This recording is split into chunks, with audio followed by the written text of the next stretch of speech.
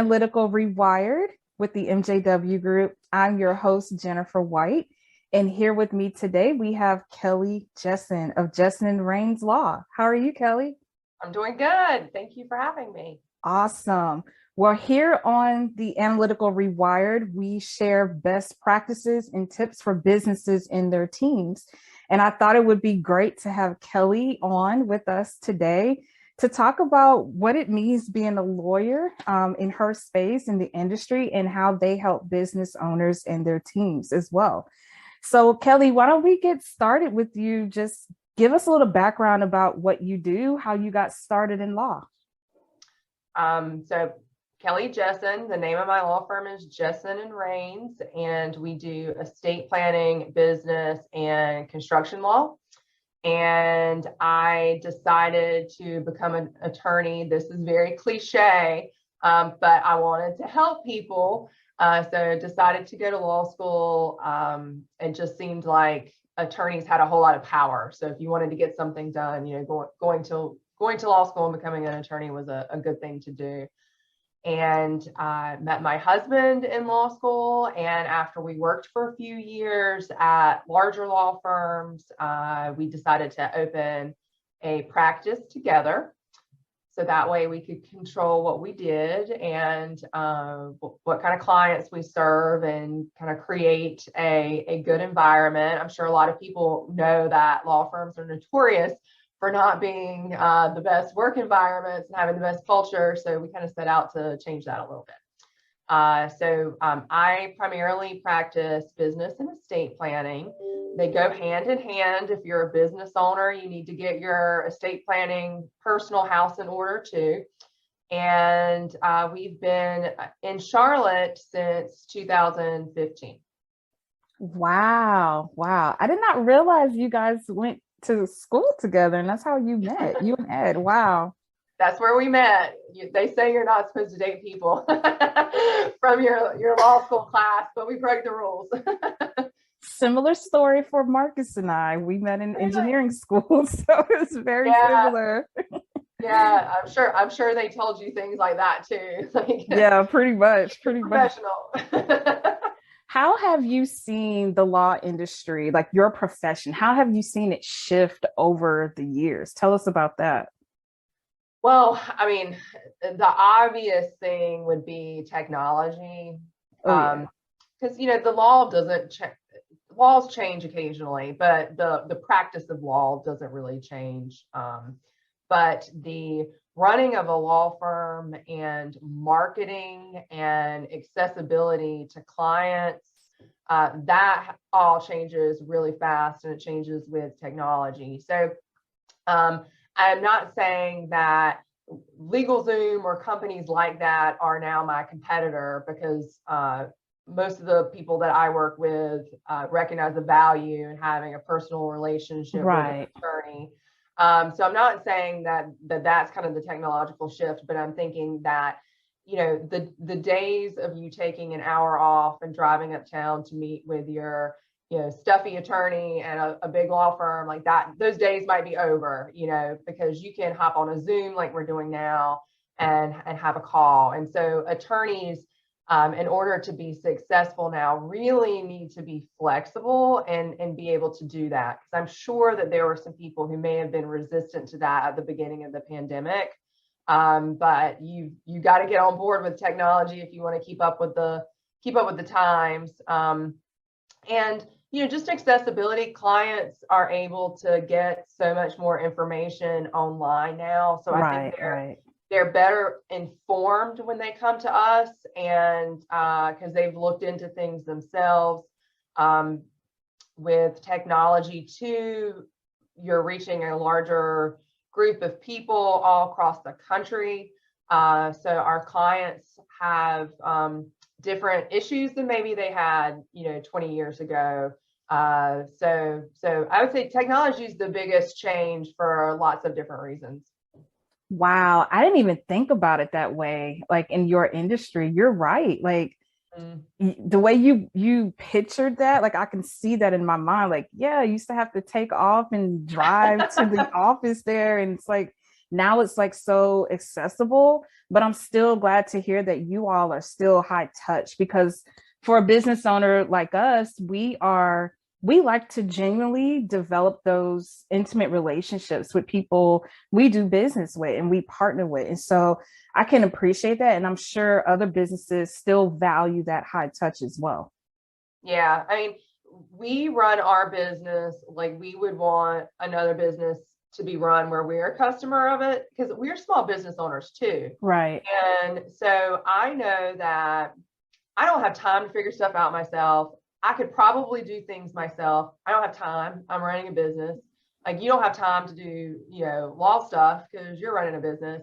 So, but you still want to be able to pick up the phone and call someone if you have a question. So we definitely run our law firm the way and treat our clients the way we would want to be treated if we were on the receiving end of that too. Because we hire plenty of companies to do things for us as well. So we know good customer service and bad customer service, and want to be the former. So awesome. So let's dive into some meat and potatoes here. So contracts. Sometimes it could be a little bit of a fear there, right? Whenever someone has to sign agreements or contracts, what have you. So why are they important in any business? And can you provide some examples that business owners may not be privy to when it comes to contracts? Yeah, definitely. So, I mean, at the most basic level, a written contract defines the duties and the obligations of the parties. So a contract is a promise. One party promises to provide this good or service in exchange for the other party's promise to pay a sum of money. And if written clearly, then there should be fewer disputes, because you can point to the contract and say, this is what I promised to do, and this is what you promised to do, and here's some other important terms and things that are stuck in there. So, in an ideal situation, the contract is going to prevent a dispute. So if it's in there and the client signs it, and then later they come back and say, well, I didn't know X, Y, and Z, then you can say, well, here it is, and you signed it. And the law is going to assume that if you signed it, you read it. So that's just kind of generally a written contract. You can have an oral agreement for a lot of different kinds of relationships. Not everything. Like, you can't, for example, you can't buy a house with an oral contract. The law says some things have to be in writing. So I don't want to make it sound like if you just, have a conversation that you haven't reached an agreement. You might have an oral contract, but if there's a dispute, you don't really have any way of proving what you guys agreed to if it's not in writing. So I think getting it in writing is always the best thing. In terms of kind of like why you would want to engage an attorney to do some of these things, what I just described is pretty basic. I promised to do this in exchange for this. But then there's all these other terms and things in there, and that's when a lawyer can kind of do their stuff and advocate on behalf of a client. So if a client is hiring me to draft a contract, I'm going to put good stuff in there specifically for my client, not necessarily the other side. And that's good. There's no rule or law that says that everything has to be mutual. Now you can negotiate that as part of your contract, and it might end up looking pretty mutual, but it doesn't have to be. So I've just jotted down a few things, kind of examples. So first of all, we want to make sure that the important stuff is in there. The law is going to presume that if it's not in the contract, you didn't agree to it. So if you're negotiating with a client and you guys agree to something and then you don't memorialize it in the written agreement, it's as if that prior conversation did not exist. So that's important. We also just provide general advice to clients about kind of how to deal with unexpected things. So, if you enter into an agreement with a client and you need to make a change, well, you need to get that in writing too. We see this a lot with like the construction industry. We'll get into someone's house and then the homeowner will say, well, I want to upgrade to this. Or, they'll find something else that needs to be fixed and they'll say, okay, well, this will be, an additional $600. And then they don't put anything in writing and then they don't get paid for the extra $600. And you're not without recourse, but it just makes it harder. So we can include waiver and indemnification language in an agreement. I'm sure a lot of your listeners, being savvy business owners, have seen this waiver and indemnification language, but I don't know that everyone necessarily understands it. So a waiver is when one party waives their right to sue the other party for damages. So if I'll give you an example. Let's say your business is doing cooking classes. And so you're selling cooking classes to people and they come and cook. You might have them sign something saying that if they burn themselves, they're not going to sue you because that is an inherent risk in a cooking class. So a waiver is between the two contracting parties. Indemnification means if a third party sues you, that the other party to the contract agrees to indemnify you for those damages. So what that means is if you're sued by a third party for something that the contracting party, the other party to the contract did, that they will pay for your defense, which means attorney's fees, which can be really expensive. And if there's a judgment, they'll agree to pay the judgment. So this is pretty helpful when you've got two people who are or two businesses entering into a contract, and they're going to be kind of jointly out there in the world dealing with third parties. You might shift some of the liability onto another party. Non-competes are a thing in North Carolina. There are a lot of states that are invalidating non-competes. North Carolina hasn't done that yet. They still have to be narrowly tailored, written to deal more with employees who have access to proprietary information, and they have to be, short term and small area, but they are still a thing. So if someone tells you that a non-compete is not valid in North Carolina, they're not telling you the truth. Got it. Confidentiality agreements, that protects your proprietary information too. So, if you've, another example would be, if your business is consulting or coaching, you might be letting your clients in on your secret sauce. You might be giving them documents, materials, and you might not want them to share that with other people. You might not want them to then take it and use it themselves. And this is sometimes an issue in the coaching industry. A coach will do such a great job that their student is like, I want to be a coach, and then we'll go and take that stuff and use it. So we want to make sure that that clients, when they're paying money, they're also signing something saying that they're not going to take your stuff and use it for a reason that you don't give them permission for. And then I think the last thing, well, I have two things real quick. Attorney's fees. You cannot say in a contract, if I win, I get attorney's fees. That does have to be reciprocal. And so sometimes people, if they're not working with an attorney, they might throw something in and think that they get attorney's fees if there's a dispute, and find out that really it's not written the right way. And the last thing that I'll mention is limitation of liability language. I love this. You can include in your contract that if there is a lawsuit, the other side is limited in what they can claim and what they can do. So you can limit the statute of limitations even smaller. You can change it from 3 years to 1 year. So that means they only got a year to file a claim.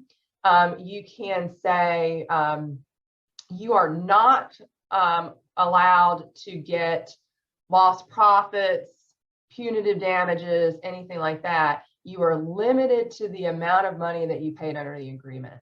And this is really helpful for businesses because we might not be talking about a ton of money in the agreement, but if, like, let's say they pay, $5,000 for some course or whatever, or some consulting or something, a website, and for whatever reason, you're not able to deliver on time. And they say, oh gosh, I've lost out on 10 customers. I'm owed $60,000 because you didn't do this and then I lost this. What that would be doing is it would be limiting their availability to seek those damages. They'd just be limited to whatever, you got paid under the contract. So that stuff is really important. And I don't know that, if you're reusing documents that you got from a friend or getting something online, or, maybe you take something that maybe you got something from a client and you're like, okay, well, I'll use this one. Well, that might be written to favor them and not you. Right. So it is important to, have a professional look at these things, because anything that's costing you money is not helping you scale your business. Like, that whole point of scaling your business is spend less money, make more money. And if you're, if there's a potential for a lawsuit or damages or something like that, then it's definitely not helping you, grow the business. And oh my gosh, like, I'm so intrigued by business law that it scares me not to be protected as a business owner. I've heard of stories and with even, big corporations, some corporations that I've worked for, many moons ago.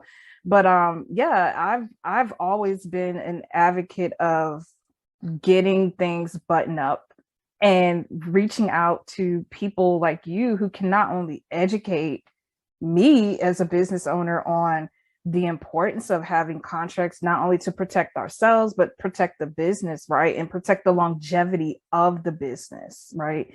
So in lieu of that, at what point do you recommend businesses to reach out to you? What is a good, if someone's brand new, right, in their business, it's been, I don't know, the first 5 years, is that the right time? Is it 1 year in? Like, what does that look like? Ideally, I think the sooner the better. So, a perfect scenario would be if we could get involved right from the beginning, so we can make sure that the business is set up, especially if there's multiple owners, because sometimes the formation paperwork might not be great. Like, you might have promised or enabled a partner or something to do something that ended up not being a great idea. So from the very beginning is the ideal scenario. Now, realistically, a lot of people who are going out on their own to start a business may not be very flush with cash. And we are not the cheapest, we're not the cheapest attorneys, but just attorneys in general are not inexpensive. And so, realistically, I know that there are a lot of new business owners who can't afford to hire an attorney. And so I would say probably the next stage of, being good to hire someone is as soon as you feel like you can afford it. So after you've got, a couple of years under your belt and you've made a profit, and you're like, all right, how do I invest this money? Getting, like you just said, getting these contracts buttoned up is a good investment, because it will help you grow your business. What ends up happening a lot of times is people will call us after they've had a bad experience.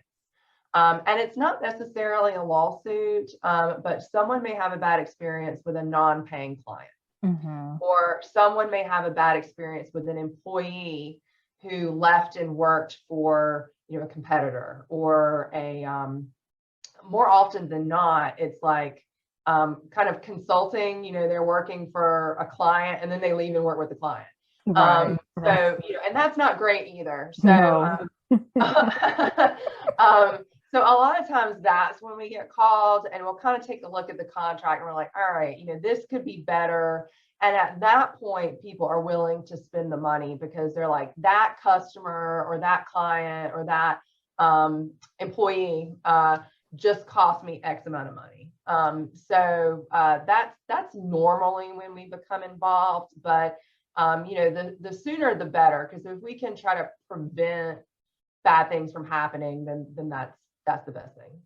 Yeah, you're right. And we actually had a case similar to that where a client of ours was trying to poach one of our consultants, which was just, kind of shady. So yeah, that kind of rubbed us the wrong way, definitely. Right. And you can put things in your employee contracts that say, you can put a non-compete in an employee contract. And when you work with a customer, you can also add something in the customer's agreement that's called a non-solicitation clause. And it says, you will not solicit my employees to come work for you. And, so you can, if you catch wind of something like that, again, say like, look, you signed this and I will enforce this, and it makes it, it might be enough to scare them and give them pause. Because ideally, it's not about, I want to be able to sue someone and get money. You don't want to sue someone. Suing someone costs money and stress and going through the time. So the goal with the contracts is to prevent the need for you to have to sue someone. You being able to point here and say, customer or a client or employee, you promised not to do this. And if you do, I will sue you. And that might be enough to keep them from doing whatever you're worried about. Right. To me, it's kind of similar looking at it from a risk management standpoint. It's like, how much risk are you willing to tolerate, or willing to maybe put up with or get by with, where it doesn't present a problem, but it may present a problem. And are you prepared to deal with the consequences that come after that? Right. Yeah. Okay. What are one or two things that you say you've had to rewire, right, since starting your business? What would you say you've had to kind of change or think about differently? There are so many things. In a good way or a bad way? Well, it all ends up being good. So like overall, as a business owner, all these things happen and they're probably bad at the time. And then you learn from them and you change, and then it ends up being a good thing. So all of it is positive eventually because you learn from something and you change. Rewire. I've definitely had to rethink, pricing, and I think that this is a problem. One of the reasons why I want to mention this is because I know that a lot of my clients undercharge. I read their contracts, I see how much they're charging people, and I think we all have to get more comfortable asking for what we deserve and what we know we're worth. And that's a hard thing. And that's just all, mental. So I don't have the answer. But I'm getting better about that, all the time. So, we try to look at our prices every year and figure out if we need to make an adjustment. And something else, you said one or two things. Definitely getting the right team in place. Something I wish that I knew earlier is you should not wait too long to make a change if something is not working. And I know you've heard that before. I've heard that before. And for some reason, we just don't listen. We keep people on too long, and I am learning more and more that you got to address things like that. So that's kind of the two things. I've just trusting your gut too.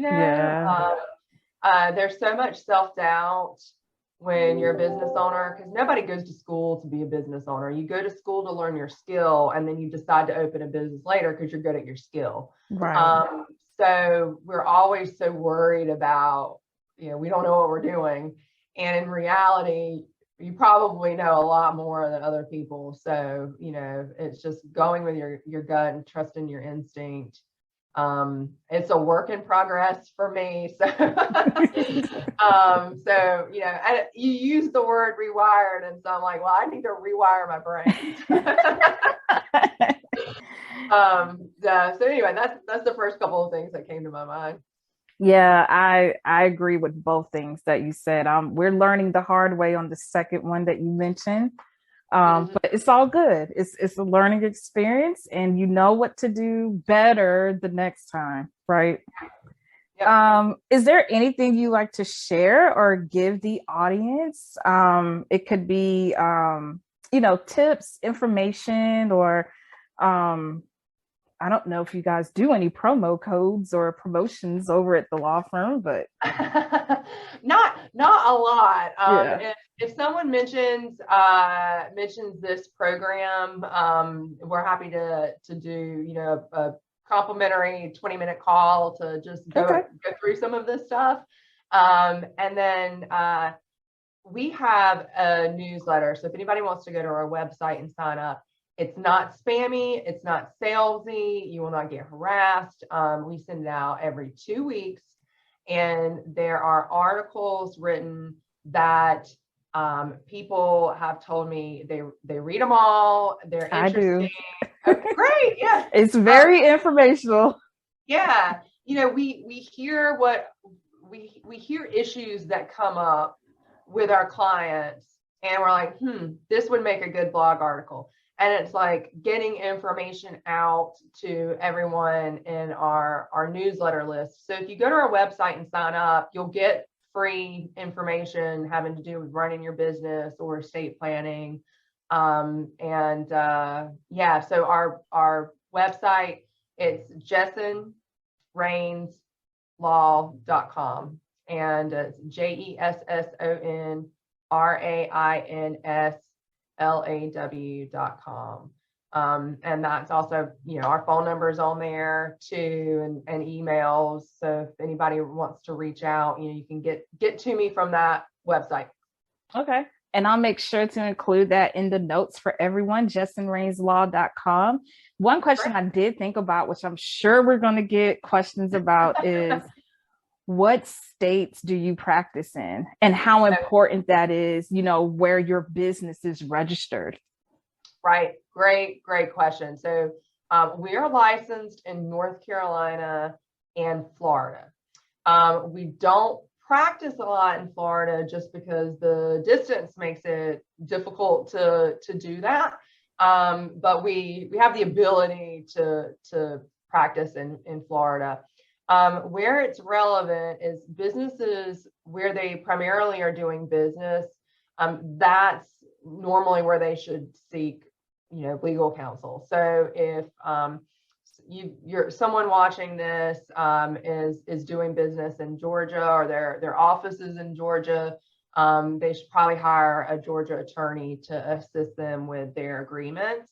And I know we mentioned this before, like everything's kind of national now. But you can specifically put in your contracts what state law should apply. Mm-hmm.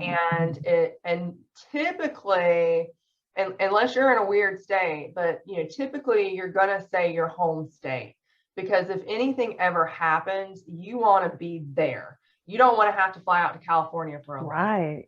So that's another kind of tip, and another reason to utilize an attorney is to kind of get those things in order. But yeah, we are mostly working for North Carolina businesses. Okay, great. Well, Kelly, thank you so much for being with us today. We definitely appreciate you. Is there any parting words you'd like to leave with the audience? Just thank you so much for having me. I could talk about this stuff all day. You can probably tell I'm passionate about it. So yeah, I mean, I hope that if anybody has any questions, they'll reach out, and I really, really appreciate you having me on. I've had fun. All right. Thank you so much, Kelly. And if anyone wants to reach out to Kelly, I will definitely leave their website, justinrainslaw.com, in the notes. Thank you for being here with us today. We'll see you guys soon. Thanks.